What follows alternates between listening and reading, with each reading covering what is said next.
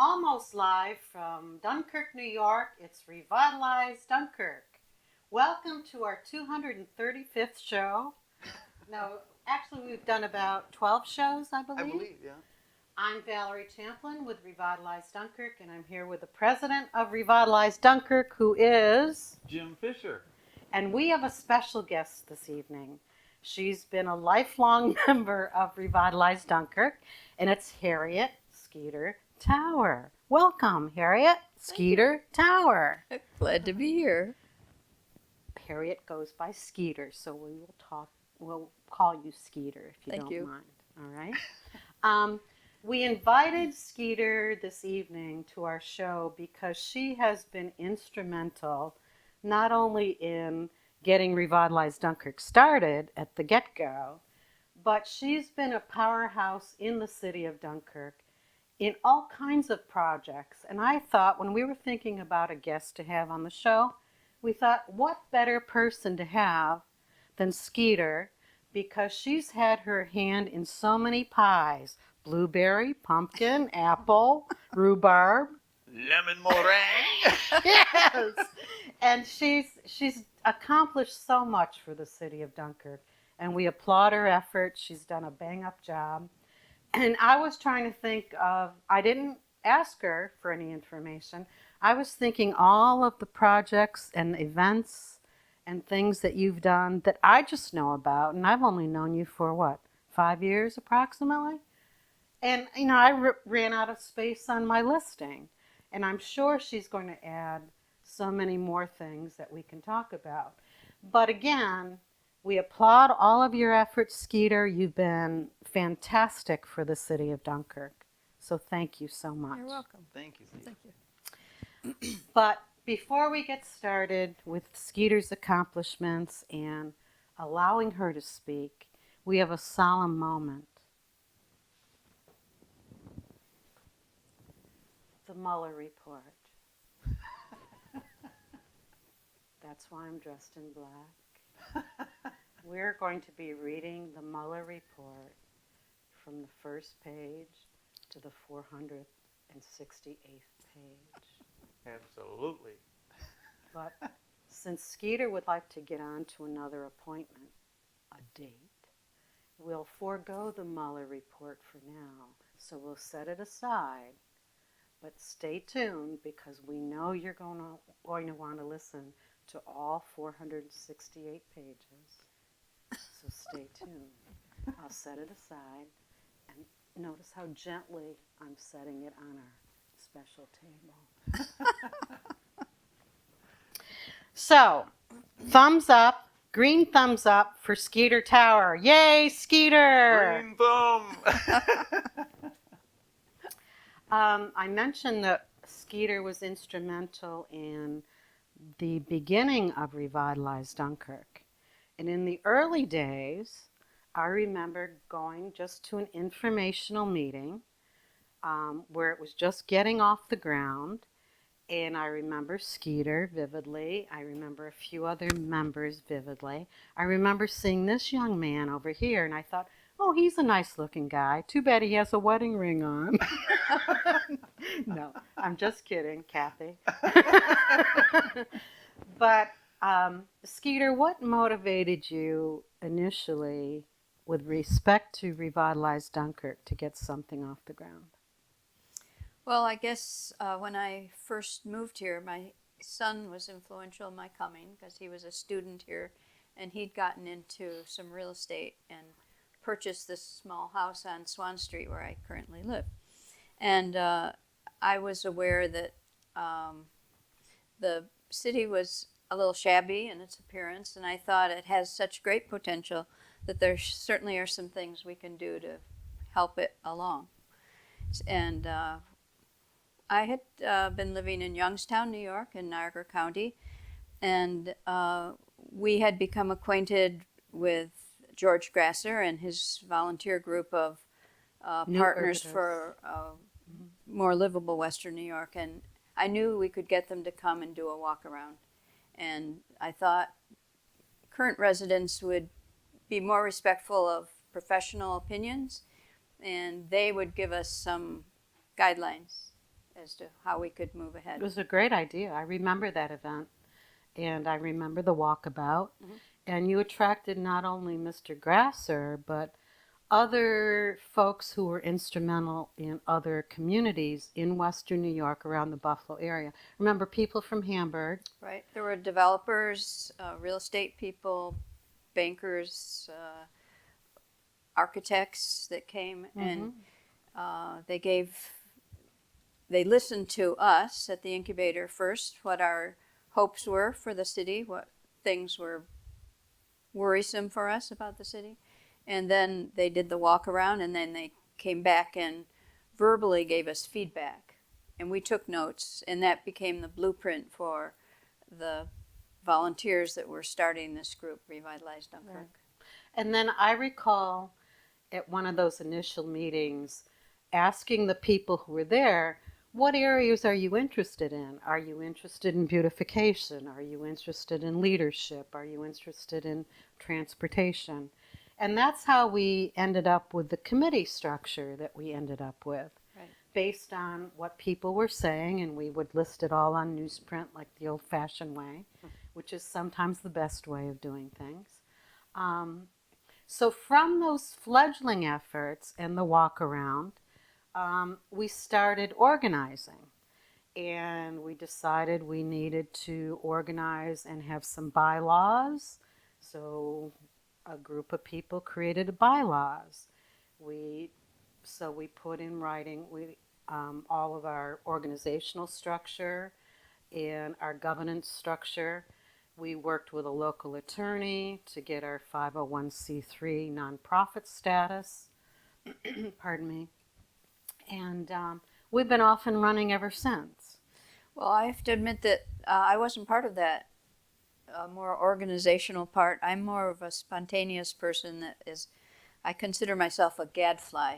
I would start a project or have an idea, and I've been very grateful for people that have been willing to follow up and pursue that in a more structured way. Right. I know we were, before Revitalize Dunkirk, we had a neighborhood association which we established. Initially it was Dutch Hill Association until we were threatened with a lawsuit. So we had to change the name, and so we changed it to Academy Heights. Right. And so we were working just in a very small group, all the bird streets in Dunkirk, and trying to build a sense of community and to do beautification projects in that area. So the core of Academy Heights basically has moved over to Revitalize Dunkirk. So the two kind of mesh with each other currently. Academy Heights happened first, essentially. Yes, right. Right. And that was in great measure due to your efforts. Right. The whole Academy Heights effort. And actually, I have to give credit to John D'Agostino. I went to him initially. Who is the publisher of the Dunkirk Observer, right. So I brought an idea from Niagara County. It was called the Yard of the Week. And I was inspired by Joanne Kaufman's beautiful garden over on Canary Street. And she helped furnish some beginning plants for the corner on my street that was built up. It was hard for anybody to mow, so it was kind of weedy. And so we started beautifying little patches of pocket gardens, but we also, the Observer purchased for us a sign that said Yard of the Week. Oh. And we began to rotate that every week to a group, a house that had shown some interest in beautifying their porch or their yard. Just in our neighborhood. And after a while, after a couple of years, other people wanted it citywide, and we got representatives from every ward to have a volunteer coordinator. And we had a photographer, Alan Hollander, went out and took pictures of those gardens. But it became very complicated because sometimes the write-ups in the paper didn't match the photographs, and the papers, the paper just didn't keep up, and we didn't always keep the deadline. So eventually, after about 3 years, we went back to just focusing on our neighborhood. But I understand that Rosie Sandine has all the signs now, and she's offered to take up that project and citywide. Great. So if there are other people out there in the city that want to People participate with in the green Yard of the thumbs, Week, perhaps? That's right. so you know Big green thumbs. they're making a joke about this, but I want you to look at this photograph. They can't see that. But go ahead. They're going to focus on it, right? This is from yesterday, the cleanup in Bicentennial Park. This is one of the projects that we started in Academy Heights. We revived the park. We didn't know it had been a park because it was rather abandoned. But we got permission from the school to start planting gardens and taking care of it, and we've been doing that. So yesterday was the spring cleanup, and I just want to point out that while they've brought me in as a volunteer person, every person does have an influence, and Valerie stopped by with these ridiculous green feet. Yeah, but I stopped Hands. by, and And- Skeeter says to me, she said, "You're dressed like that? Gonna pull weeds?" I said, "No, but I am gonna bring you hot chocolate." Yeah, she went and bought hot chocolate for the group, and we had some wonderful young people from Job Corps that were there to help us, and we had 13 people all together working. And this is Mary Reese, who is phenomenal volunteer. She picked up the beautification committee for Revitalize Dunkirk, and she's really heart and soul of the hanging baskets and the adopt a garden. She's a very organized, wonderful person, and she's a master gardener along with her husband Steve. So, Big green thumb. so it's while each person starts something else that continues, and I think that's what's exciting about the project. And I think one of the first cleanups of Bicentennial Park, that's where I first started meeting you or actually getting to talk to you too. Right. I remember it was. When you weren't running by the house in your sneakers. Was he naked? Did he have clothes No, I on? was Yes, Only running, not sneakers. streaking. Well, Skeeter, you've also been very active with the Historical Society in Dunkirk, correct? That's right. I believe you are or were on the board of I directors. was briefly on the board, but mostly I appreciate. I really love the history. I appreciate the history of this little city, and I think it's really phenomenal. And they're working with Diana Andrasic has been just a real boon. She's a real pro, not only in her photography but helping organize house tours. It just seemed to me we have such beautiful historic homes here in this city, and it's one of the assets of the city, and we should preserve them rather than let them turn into multiple unit housing. Or zombie properties. And we're one of my goals for Revitalize Dunkirk was to beef up the code enforcement in the city, because we all know if you walk around, there's way too much neglect of the properties, and I admired tremendously Rose Floramo, who was a elderly woman council person, and she worked years to establish a program where there would be a registry for the rental properties. The landlords have some standards to live by, Right. and assurances that people that were renting were having safe abodes.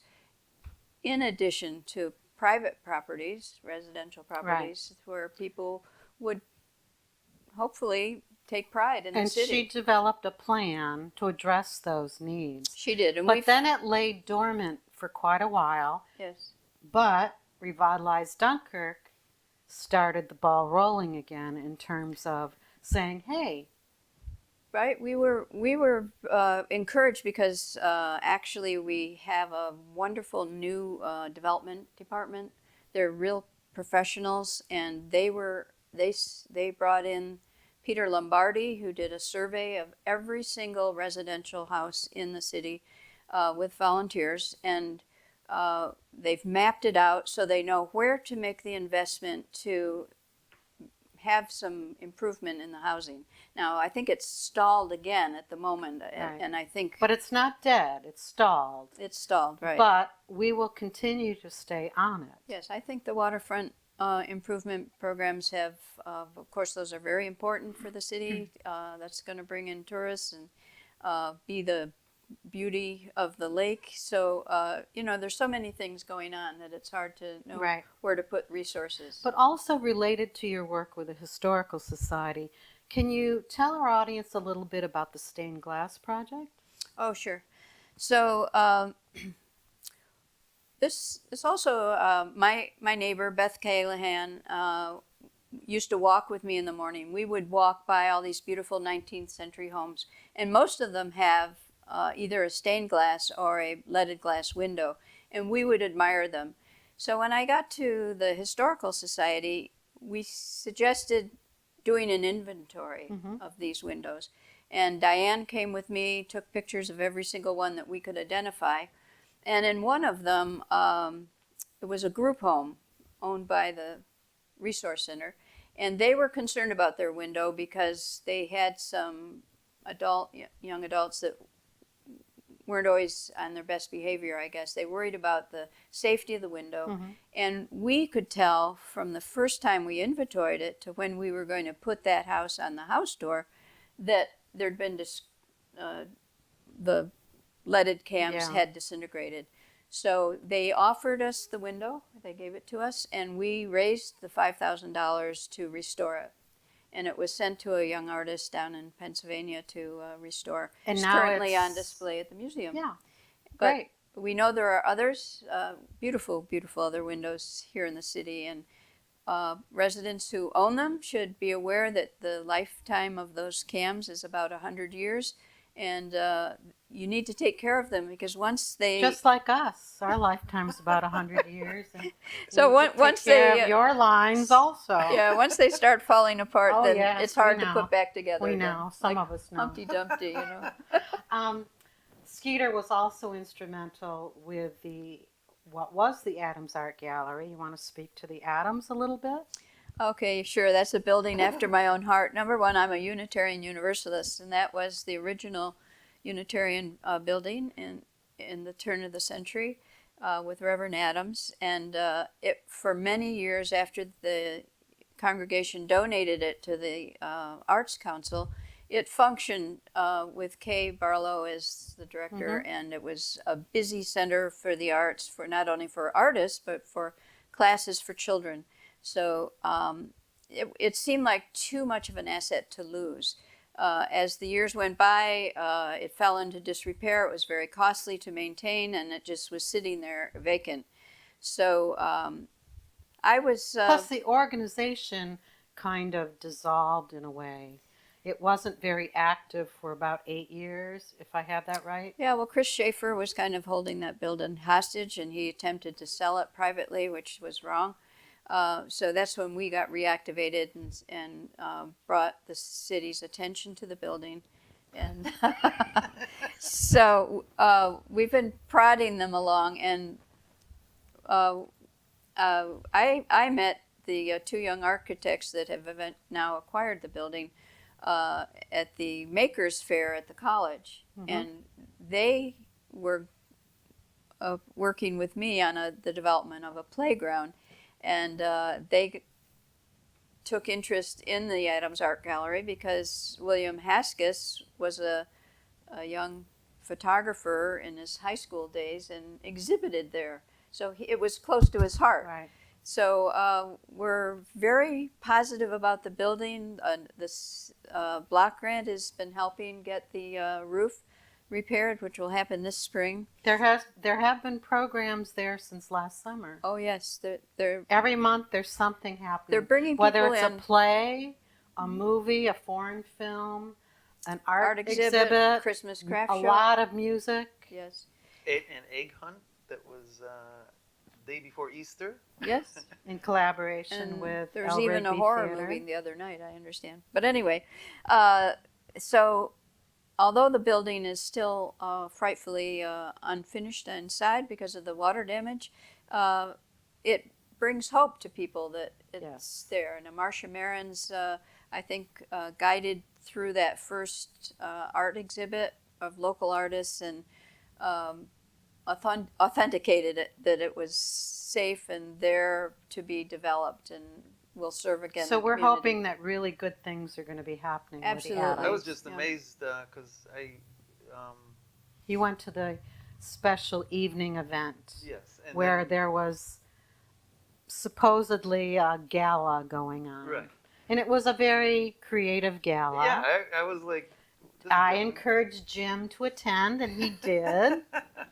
And it was afterwards, good to I see him there. And got the sorry. bonus round because one of the boys from Brooklyn said, "Anybody want to go on a tour?" And I'm like, "Well, this sounds interesting." So I'm like, "I'm all in." So we all went on this tour, about 8 of us. Through the back of the building. There was no light. We're all Right. It was walking dark, by very dark. cell phone light, and we ended up going through the house or apartment that's on the back side of it. And I thought it was always like a smaller apartment, but it's gigantic. It's a townhouse. Right. And, Yeah, it's a we beautiful went up facility. to the roof, and it was a beautiful view of downtown Dunkirk and off to the west. And I was just amazed. And So I encourage everyone, if you haven't already availed yourself of going to the Adams for an event, please go and check it out. Because Jim didn't think he'd be interested in things happening at the Adams, but guess what?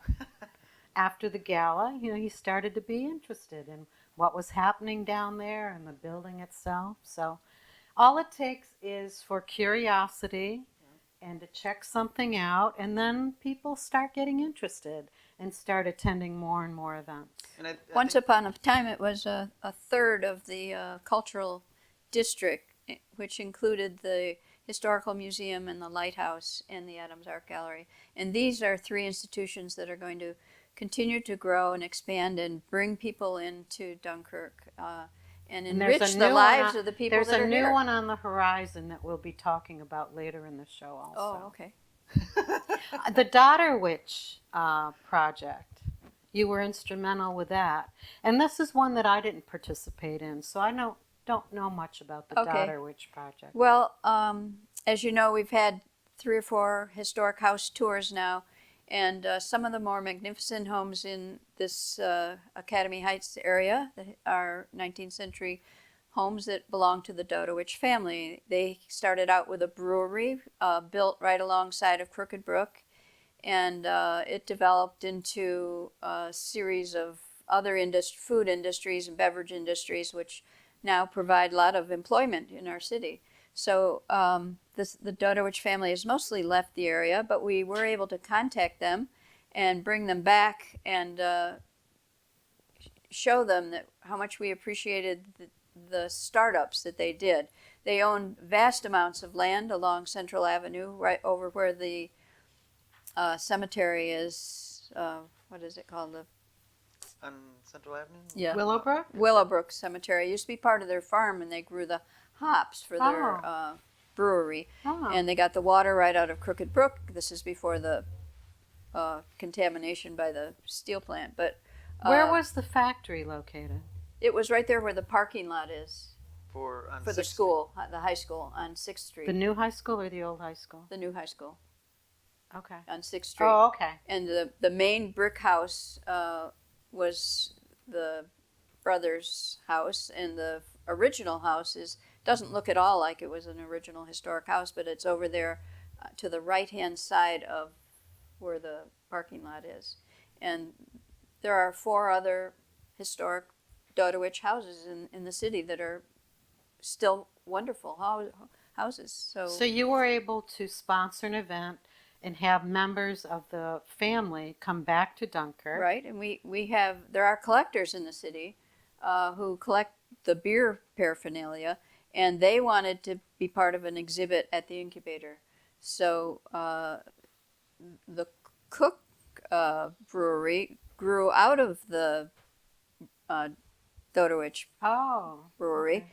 because they the Dodoriches brought over a nephew from Germany to be a Okay. master brewer, and he worked at the brewery for a while and lived in the house. And meanwhile, he made a partnership with the cooks who had a grocery store, and they started their own brewery. Oh. So it was kind of a Oh, low down kind of interesting. step, but nevertheless, so both breweries were put in exhibit. So was the Daughter Witch Brewery called Daughter Witch Beer? It was called the City Brewery, Okay, the City Yeah. Brewery. and there was So another. it predated Cook's. Yes, it did.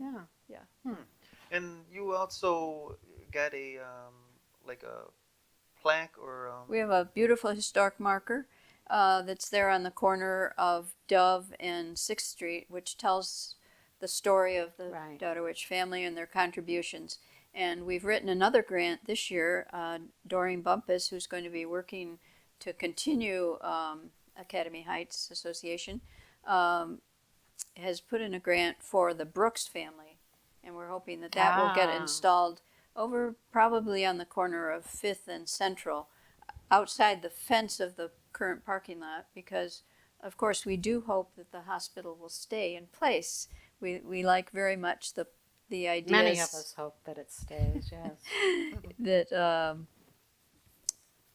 Frank Beach has proposed to And build he's a up New member of Revitalize Dunkirk. brand new construction with a parking garage next to the middle school and use of the parking lot, and then later on dealing with the old hospital building. So it meets every criteria, even the helicopter pad on the top of the parking Right. garage. I didn't want to forget about the hydrant project. Okay.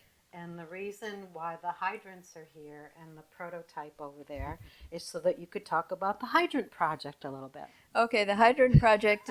Actually, Valerie's been interested. She was able to research some of the other cities in the country that have decorated their hydrants. We decorated hydrants in Youngstown, New York, as they approached Fort Niagara, like little soldiers. So I'd been through this little exercise before, and we asked for sponsorships, $100 for each one. We're still accepting them if anyone would like to offer, but we're going to have a virtual house tour for 15 historic houses in Academy Heights. It will be a walking tour or a driving tour, and you can use your smartphone and go up to a post and access the history of the house and the architecture of the house. And for each house, we'll have an adjacent hydrant that's painted like the original occupant of that house. Oh. So it'll tell the history of who it is. So some will be bankers, and some will be merchants, and some will be Cool. locomotive builders. And Right. But the prototype, the one prototype here was done by Valerie Wallawender. Is that correct? No. No. Valerie Wallen did the first one. Okay. uh, Who did the prototype? Uh, Do you remember? Jory. Oh, that's right. I'm sorry. Jory did it. Okay. Uh, But Valerie Wallawender did a hydrant. she did too. Okay. And we've had other.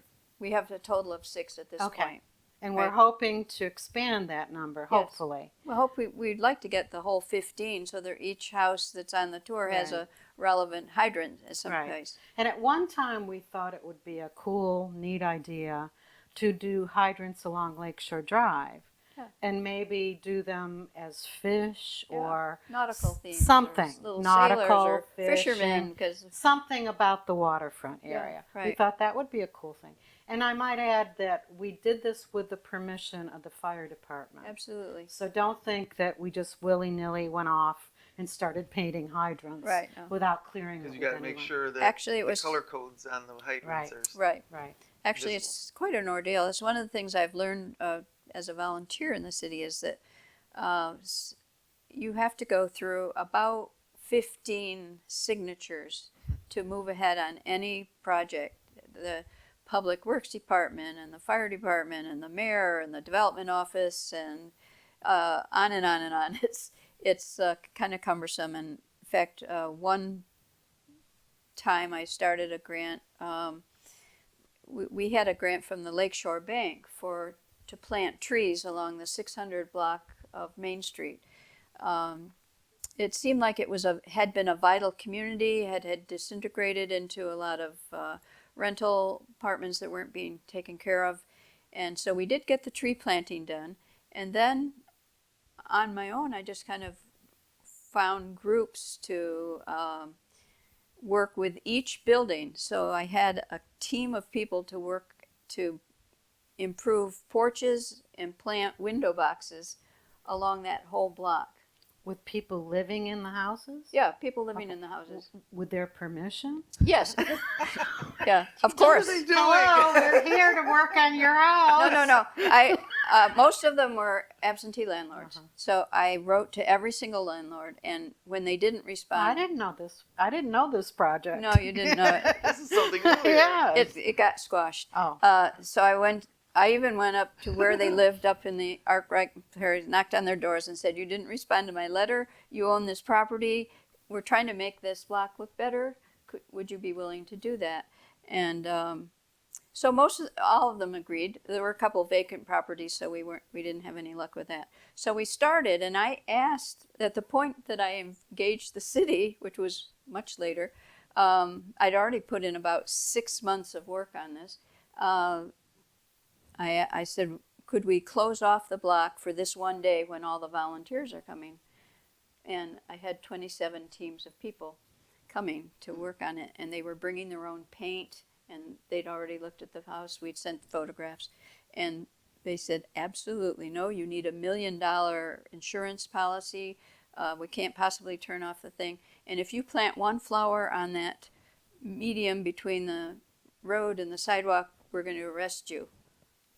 I said, well, I guess we're going You've to been close up threatened this by project. the police and arrest on a couple of different occasions. Well- But we won't go into that. The other thing that I remember that you did recently, like last year, is you improved that little pocket park on Main Street, that little tiny park near Mary's Deli. You want to speak to that? Right. a bit? So that was an effort to salvage that original grant that we got for planting trees. And we applied with some tenant people, because most of them are tenants on that block.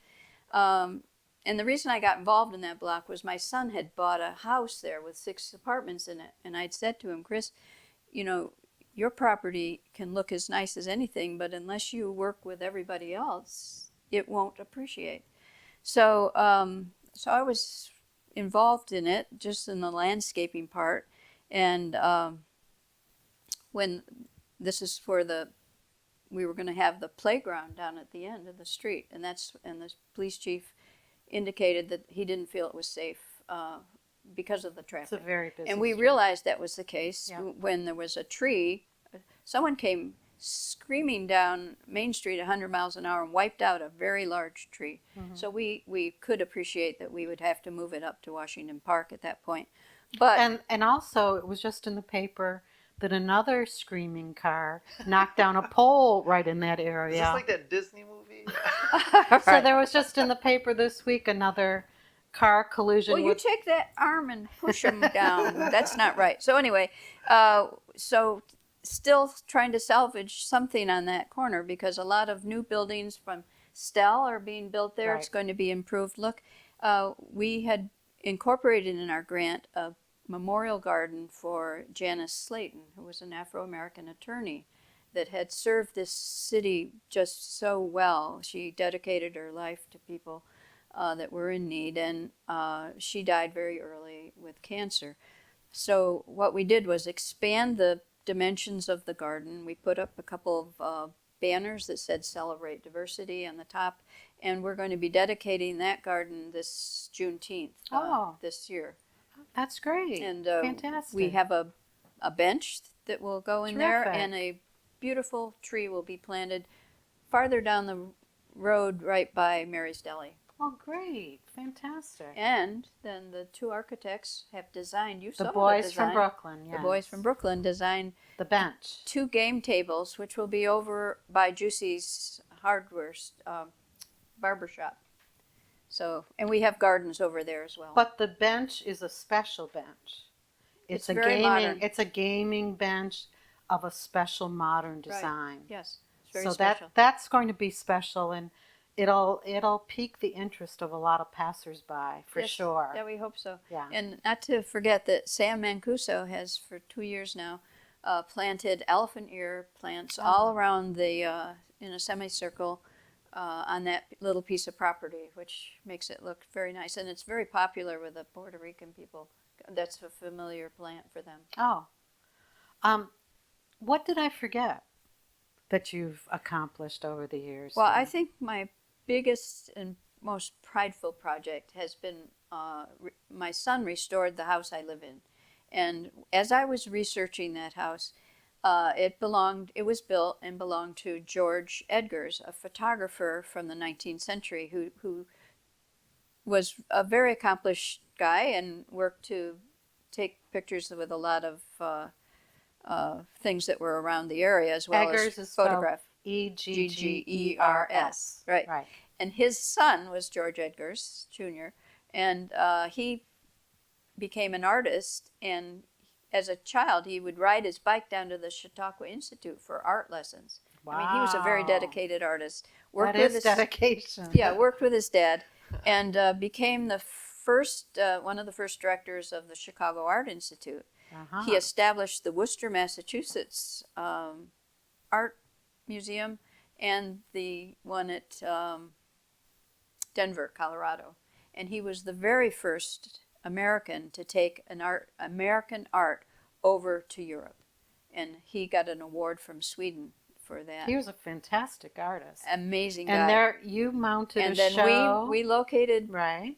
the I enjoyed in- this event. I found a disc at the Historical Museum for the county from the family that showed my house with all the family members there growing up, and we contacted them, and they got to be helpful with us. They work with the Historical Museum now. They live in Lakewood. They've retired and live there, and they donated over 300 works of art to the Historical And they're Society. beautiful.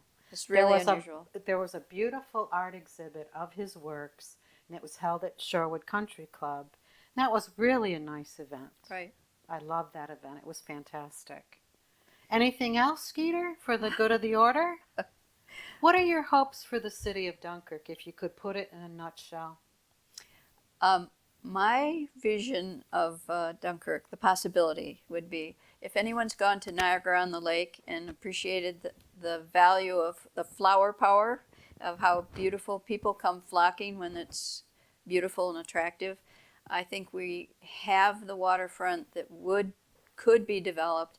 I think it's already happening. The Reeses have taken a leadership in that area, and the Ensers, there are people just jumping in and helping in that.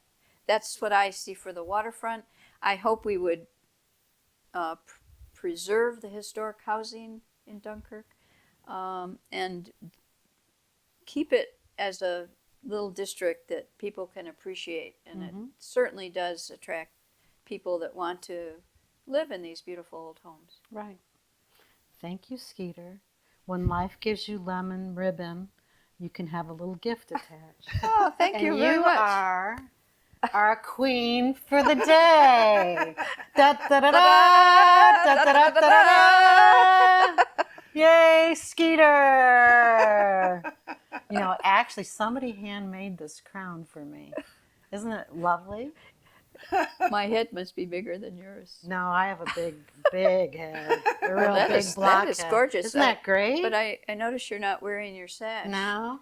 Skeeter gifted me with a lovely sash filled with pins of all kinds. But just tell her why, because Oh, well, we We- have to watch how we describe that. one why. of the stories that I most appreciate about Dunkirk is the story of Widow Cole, who was a heroine in the War of 1812, and she gathered up the militia and.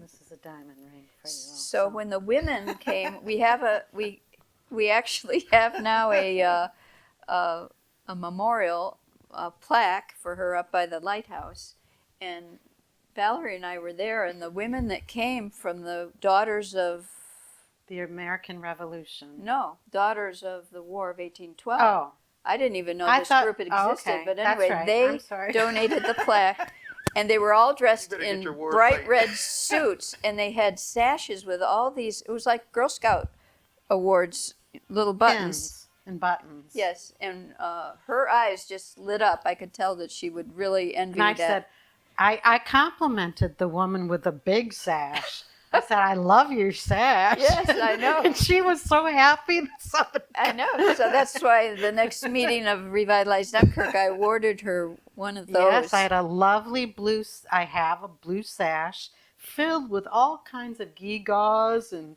pins, and I love my sash. I wore it proudly to a meeting or two, and I will wear it again.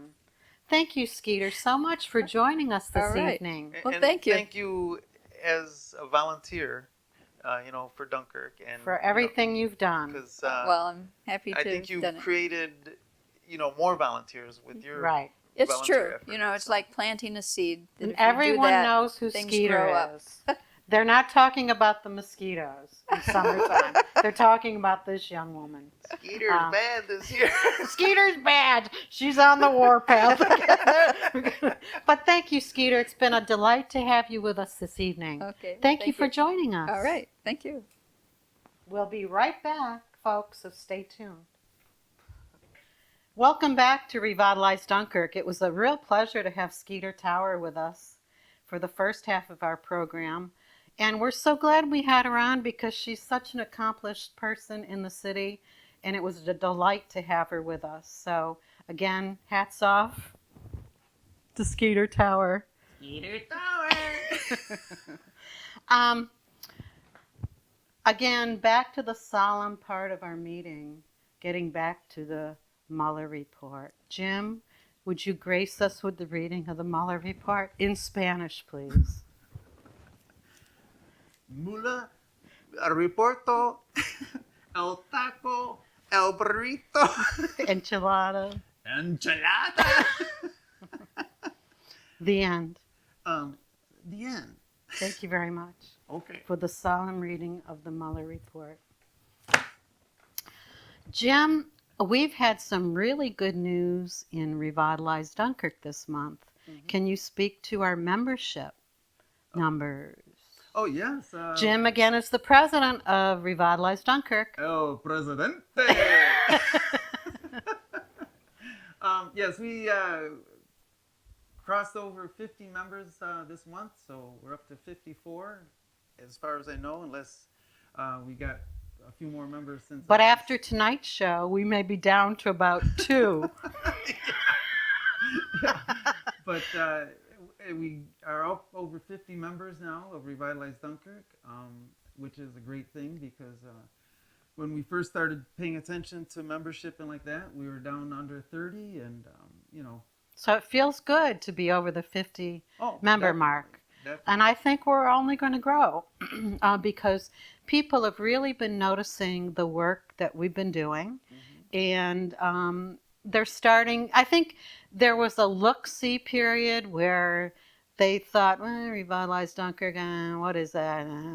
But now that they see a lot of the beautification efforts, the programs that we sponsor, like the Bring Your Own Chair Sunset Watches that we've been doing for 3 years now. So the more that the public sees us out there on the hustings, if you will, the more that they've come to realize that, that Revitalize Dunkirk group does a lot. I just happened to talk with someone today who knew about Revitalize Dunkirk, but she didn't realize that it was a nonprofit organization. She thought it was part of the city of Dunkirk. And I said, no, we work in collaboration with the city, in helping the city, but we're a nonprofit organization. No one is paid. None of the things that we do on a volunteer basis, none of the board is paid, none of the workers get paid. It's all volunteer. She was really surprised by that, pleasantly surprised. Yeah, that's a common thing, though. Whoops. Uh-oh. You want this one? That's a common thing, though. I've talked to a number of people that go, well, what about this in the city? Or what about this as far as something that the city of Dunkirk is doing? And I'm like, well, hold on. Right. We're not associated completely with we're not part of the city government. Right. We certainly support the good works that the city does Right. in all of the improvements, and we participate in city-sponsored events. There are things coming up that we can speak to in a little bit that we certainly participate and we put our own stamp on in terms of information tables, et cetera, et cetera. And again, we'll come back to something that's coming up soon in the month of May. Speaking of May, we're fast approaching Cinco de Mayo. Cinco de Mayo!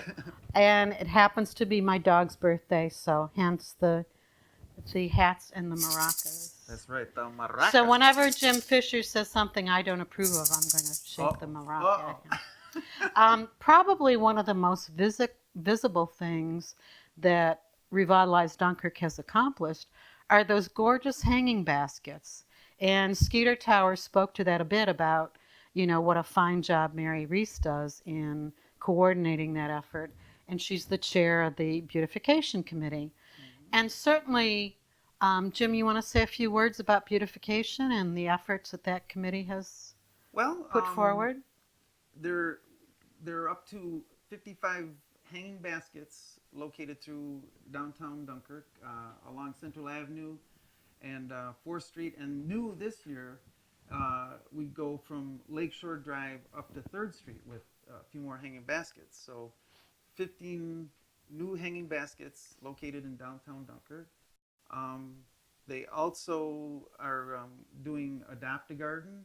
I don't know if anybody's noticed the signs as you come into the city that say Dunkirk, New York, and like that. But they are planning in those beds there. There's 4 of them, I believe, that they do. And last year they just started them, got permission, worked with the city, got permission from the city, and this year they're working on those 4. Plus, they're trying to find people to work with them on the other locations like that. So, if you're interested in, or you have that big green thumb, contact us. We'll get you in touch with the beautification committee so you can work on. They have a very active core of volunteers with that committee who just love being outdoors and digging in the dirt and planting. They just had a tree planting program this past week that was mentioned in the Observer also. Revitalize Dunkirk tries to have almost at every monthly meeting. And when are the monthly meetings, Jim? The 3rd Thursday of the month at 6:30 p.m. right over here at 214 Central Avenue at the Fredonia Technology Incubator. And we also have at almost every meeting a guest speaker. And a couple of the most recent guest speakers, we had 2 people from the Northern Chautauqua Community Foundation came and spoke at a monthly meeting. And the last guest speaker we had was Diane Andrasik, who is the city historian. And that was a really interesting presentation with historical photograph, etc. Which reminds me, she also has an exhibition coming up starting in mid-May of her stellar photography at the incubator. So if you get a chance to go to the incubator exhibit area, check out Diane Andrasik's photography. In mid-May it begins. So the next meeting is the third Thursday in May. For Memorial Day, jumping ahead a little bit, we're doing something for Memorial Day this year. You want to tell us a little bit about that, Jim? Yeah. Let's trade hands. Oh, you won. El Grande.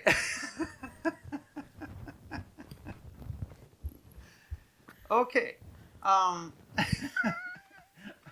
As the Memorial Day parade ends in Memorial Park or Washington Park, we are going to.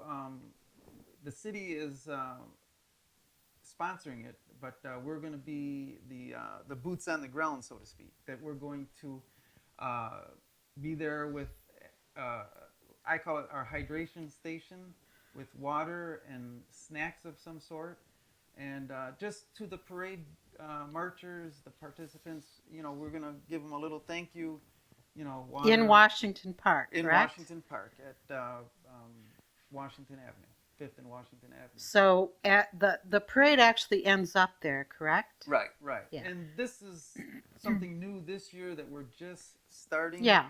So, it's like just getting off the ground. So we'll see how it goes. And that's the 27th of May, which is a Monday. Mhm.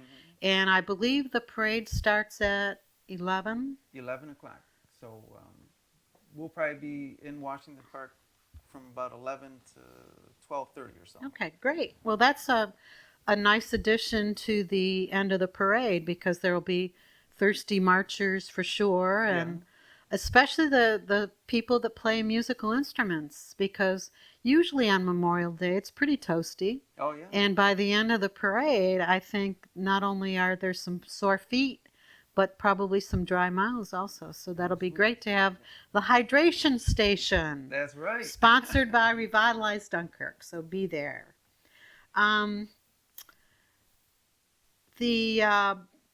Something exciting that's happening that we've talked about before on this television show, but we haven't mentioned in a while, is we've started a new committee to explore the development, hopefully, of the Battery Point area along Lake Erie, which is on the east side of Wright Park. And that is city-owned property that we would love to see developed into some sort of a nature center. Not a park with teeter-totters and barbecue grills. We want it to be natural, bird watching area, kind of a sanctuary-like area for walking, for sitting, for contemplating. Can you tell us a little bit more about the planning for Battery Point? And we have an interesting event coming up also in May, on May the 19th, which is a Sunday. Jim, take it. On Sunday, May 19th, we're going, I believe it's at 4 o'clock. We're going to have a hike through Battery Point. Just, show up at 4 o'clock and you walk with us through Battery Point. Now it's overgrown. Yeah. So It certainly isn't a park yet. It's not a nature center yet.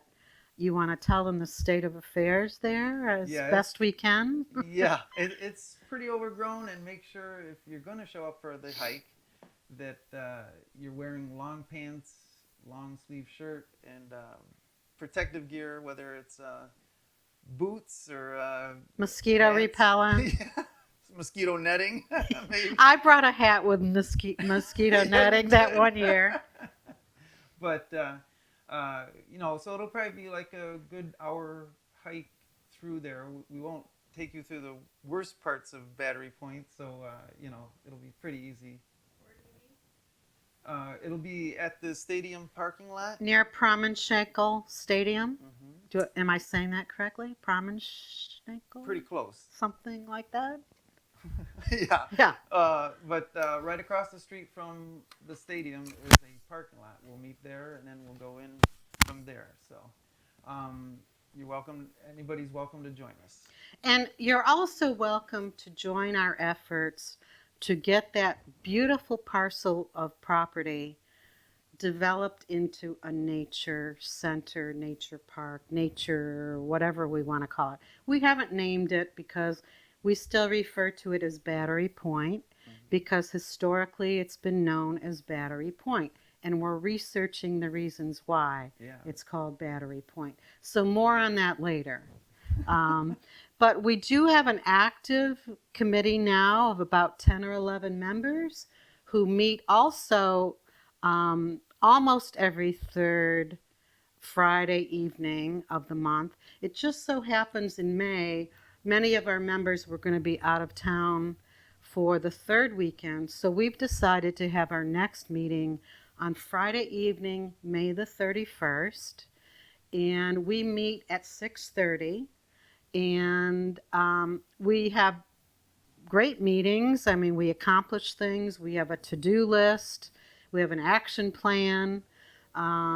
So they're fast-moving meetings. We don't get stalled, or we don't have stream of consciousness or anything like that. It's very action-packed. We're determined to get something accomplished. So again, if you are interested in developing waterfront property owned by the city into a nature park, nature center, you can join the effort, and you can join us on Friday evening, May the 31st at 6:30.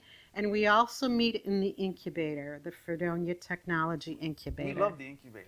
Well, it's a great meeting spot because it's so centrally located, for one thing. And another thing is they have nice seminar rooms. Yeah. So it's central, there's plenty of parking, and it's a great place to meet. And we do appreciate using the facility for so many of our meetings.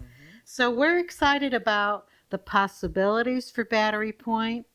And, a number of us are quite passionate about it and would love to see something happen.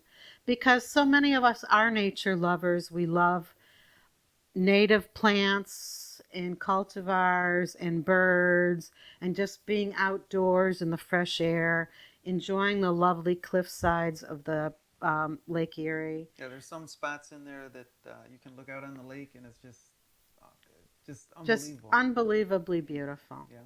So we're excited for the future. And we are, as we mentioned earlier, we're not doing this on our own, just willy-nilly. We're certainly working in concert with the city of Dunkirk. So stay tuned. We hope we have exciting announcements down the road. Oh, you want your hat back? Another thing we've talked about in the past, and we've done it in small ways at our sunset watches, a couple of times we've set up bocce games.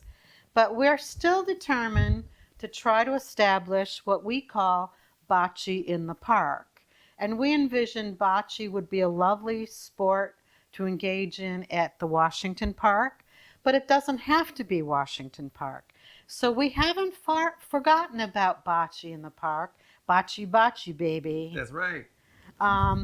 We're working on that, and we may have some interesting news in a few weeks about bocce in the park. But for now, and we're going to get to our sunset watches in a bit. We're still going to have bocce on the beach at one of our sunset watches, and we're going to have maybe bocce at the lighthouse when we have one of our sunset watches there too. But wouldn't it be lovely to have an actual bocce court? Because bocce is a sport for all ages, all levels of aptitude or not. And it's just a nice sport that if you happen to go to Florida, you see bocce courts all over the place in Florida. And that doesn't mean just senior citizens are playing bocce, but it's a lovely sport for senior citizens. Last year when we did bocce on the beach at one of our sunset watches, some young kids come up. Yeah, we had a lot of young people playing. They said, "What are you doing? What is that?" "It's bocce, baby. Join us." And so we had 12, 13, 14-year-old kids playing bocce with us meaning people who were there for a sunset watch. And that was at the Main Street beach. And it was delightful to see because we had 2 bocce courts set up, and we had kids playing, and then the parents would be watching their kids and wondering, what are they doing? And so that the parents of the kids would wander over and say, what is this? "It's bocce, baby." So then we have to explain what bocce is, and it just would be a wonderful thing to get set up on a regular basis or have an actual bocce court. And I just thought Washington Park is such a lovely central area, but that doesn't mean it couldn't be in Memorial Park or Pangolin Park or Point Gratiot. It doesn't matter.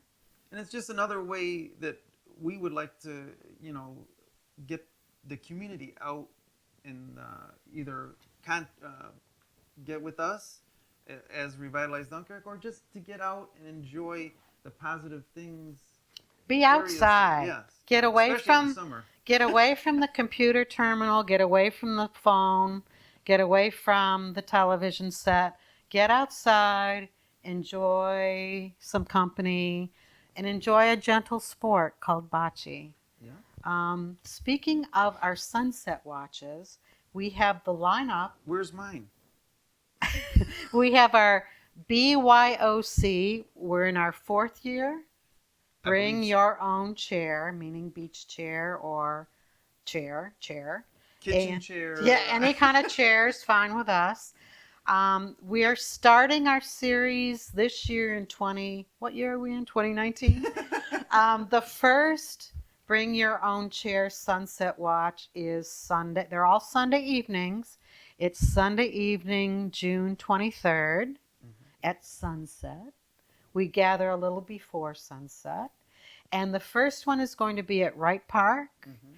And we're hoping to have, tell 'em. Oh, a bonfire. We have set it up before with the city, the fire department, and they do all the paperwork. We do all the watching. So. And there are nice big bonfires. The first one we had at the point, it was like, I was like, wow. It really drew It was lots warm, of people. It was. It drew the pyromaniacs from far and near. Mhm. They're all along the beachfront watching the flames. Yes. But it's really nice to sit on a beach right about sunset. Yeah. And just watch a nice warm fire. And And, watch the beautiful sunset. Right. And sit there in your beach chair on the sand. You can't beat it. So the first one on the 23rd of June is at Wright Park. And last year at Wright Park, we also had Tai Chi on the beach. Tai Chi has been very successful and popular. And our Revitalize Dunkirk member, Pete Miller, leads us in Tai Chi. And it's lovely to watch. And another gentle, soothing activity to participate in. Okay. All ages participate. And I'd never participated or done Tai Chi before, and it was like last year I decided, well, I'm gonna get out. It's there. cool, isn't it? Yeah, and I was surprised, even though it looks simple and not like you're becoming a pretzel, you still feel it, in certain parts of your Well, body. it's not yoga, it's not Zumba, but it's an Asian art form basically, and it's great for balance. That's why so many Asian folks do Tai Chi throughout the world. That's the reason why, because it's particularly good for balance purposes. So we've already talked to Pete Miller, and he's at least going to join us again on the beaches at least a couple of times, 2 or 3 times this summer. The second BYOC Sunset Watch is Sunday, July 21st. That's going to be at the Main Street Beach. We'll have bocce at that event, and we may have food trucks, at least one or more. Yeah. Food trucks, something new and exciting. Yeah, they won't be on the beach, but they'll be along the rails. Right. Or I guess they don't call them the rails anymore. It's the wall or something. Oh, let's But- not call it the wall, Yeah. in deference to our friends south of the border. Yeah.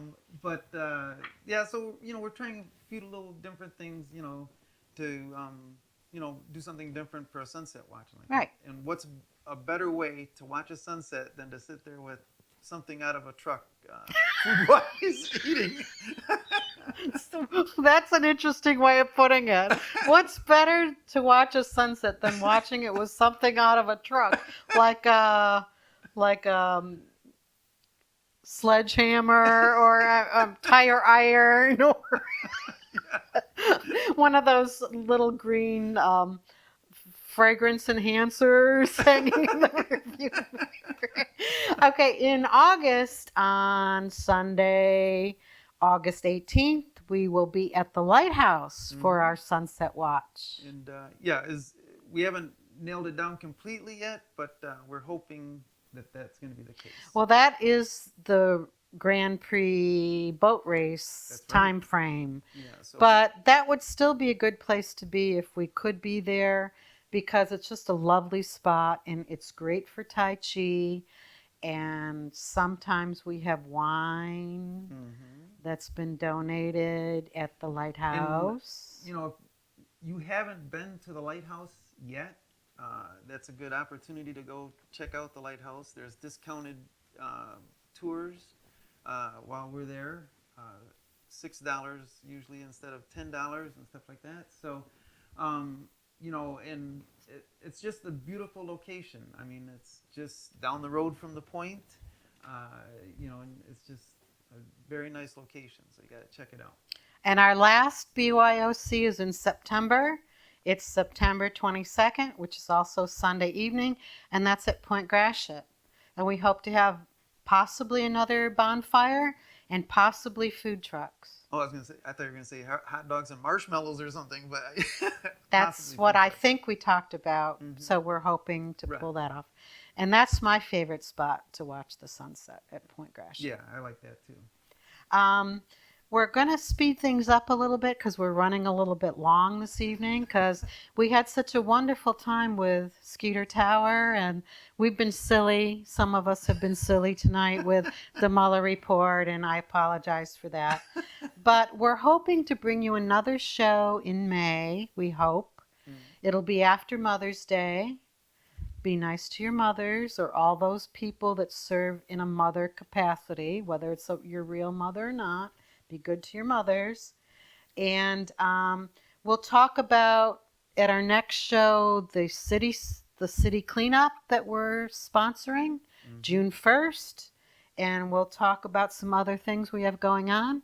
But I think we better call it short for tonight, because we have places to go and people to annoy. Yeah, that's absolutely right. So we better close the show out here. All right. Shake your maraca. Oh yeah. Till next time, everyone. Good This has night. been Revitalize Dunkirk. Bye, everyone. Thank you, production staff. We love you.